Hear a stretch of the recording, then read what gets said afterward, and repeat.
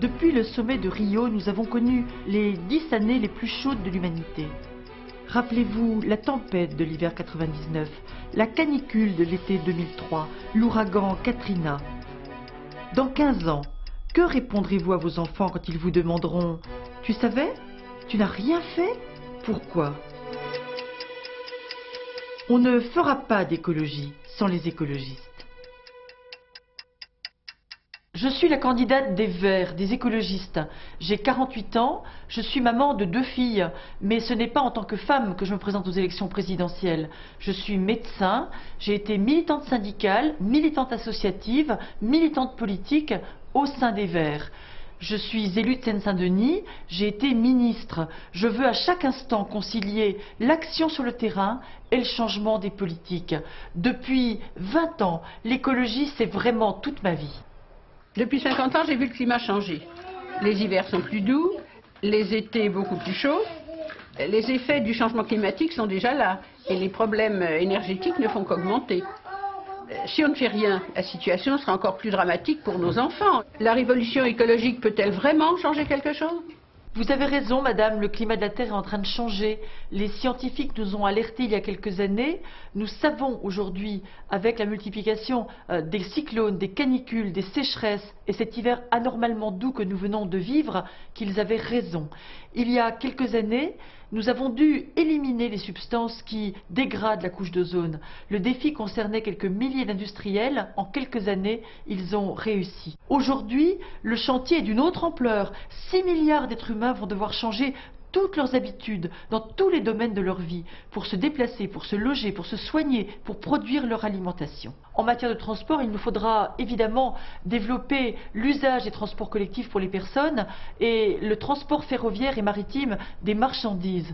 En matière énergétique, nous devrons relancer de façon forte la chasse au gaspillage dont on parlait dans les années 70 et qui s'est relâchée depuis, et développer l'usage des énergies renouvelables, le vent, le soleil, la biomasse, le bois donc, la géothermie, et utiliser de façon plus efficace les énergies fossiles qu'on ne le fait aujourd'hui.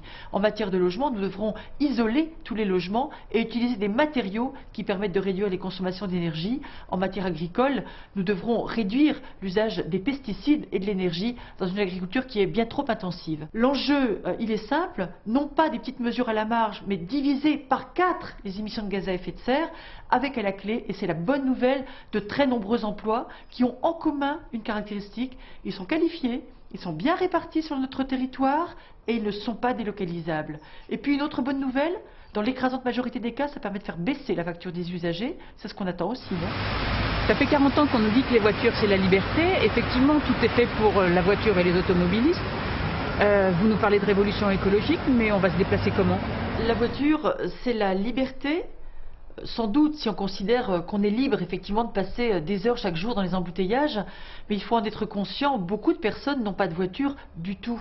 Les personnes âgées qui se sentent abandonnées dans les zones rurales, les femmes qu'on rencontre tôt le matin, tard le soir, dans le métro, dans le bus, parce qu'elles vont nettoyer des bureaux, les jeunes qui vivent dans des quartiers de relégation où les transports en commun ne sont jamais arrivés, tout cela n'ont pas de voiture.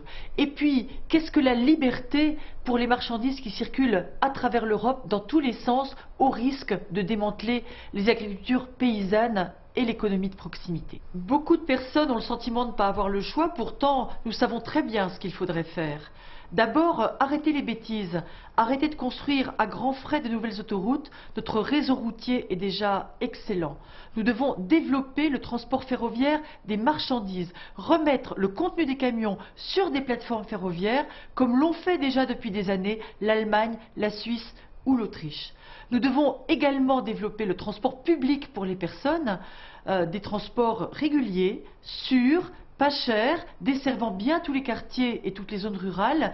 C'est à ce prix que l'on pourra plus souvent laisser sa voiture au garage. Et puis, pour améliorer la convivialité, on doit aussi penser aux circulations douces, la marche à pied, le vélo, les poussettes, les déplacements des personnes handicapées, avec à la clé un vrai défi: faire baisser la violence, diminuer le bruit, améliorer la sécurité et vivre mieux tous ensemble. Depuis le sommet de Rio, nous avons connu les 10 années les plus chaudes de l'humanité. Rappelez-vous la tempête de l'hiver 99, la canicule de l'été 2003, l'ouragan Katrina. Dans 15 ans, que répondrez-vous à vos enfants quand ils vous demanderont « Tu savais? Tu n'as rien fait? Pourquoi ?» On ne fera pas d'écologie sans les écologistes.